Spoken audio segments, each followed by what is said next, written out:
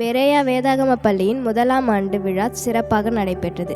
அதில் வேதாகம பள்ளி மாணவர்கள் கலந்து கொண்டு தேவனை மகிமைப்படுத்தினார்கள். வேதாகம பள்ளியின் மூலமாக பெற்ற அனுபவங்களை பகிர்ந்து கொண்டனர். மிக சிறப்பாக இருந்தது.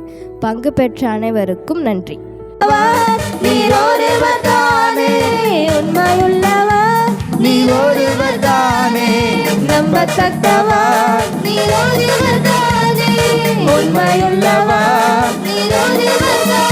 பொய் சொல்லிட ஸ்தோத்தரிப்போம் நாமே துதிகளுடனே, ஆர்ப்பரிப்போம் அன்பர் இயேசுவை.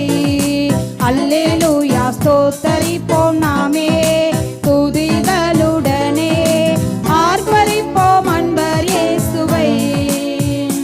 பள்ளத்தாக்கில் நடக்கும்போது என்னை காண்பவரே, தாகத்தாலே கதறும்போது என்னை கேட்பவரே. ராத்திரியில் கொட்டும் பனி சாரலிலே மொட்டு போல பூத்தாரே இயேசு சாமி. மாட்டு கொட்டகையில் உதித்தாரே இயேசு சாமி. நட்ட நடு ராத்திரியில் கொட்டும் பனி சாரலிலே மொட்டு போல பூத்தாரே இயேசு சாமி. மாட்டு கொட்டகையில் உதித்தாரே இயேசு சாமி.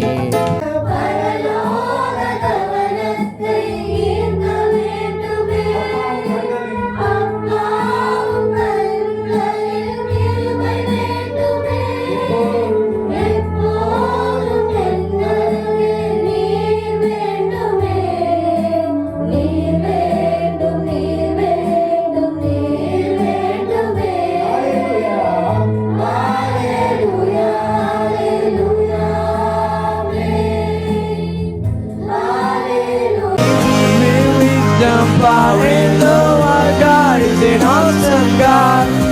Our God is an awesome God. Our God, what an awesome God. கர்த்தருடைய வார்த்தையின் ஆழத்தை நம்ம கற்றுக்குறோம். நமக்கு நம்மளுடைய ஊழியக்காரர் நல்ல பிரசங்கிக்கிறாங்க, எல்லாமே பண்ணுவாங்க. ஆனாலும் பைபிள் கிளாஸில் இருக்கும்போது வித்தியாசமான முறையில் நமக்கு சொல்லி தருவாங்க. அதெல்லாம் எனக்கு ரொம்ப பிடிக்கும். அங்கேயும் எப்படி நடக்குதுன்னு எனக்கு தெரியாது. ஆனால் கல்யாணம் பண்ணின்னு போனேன் சர்ச்சில்.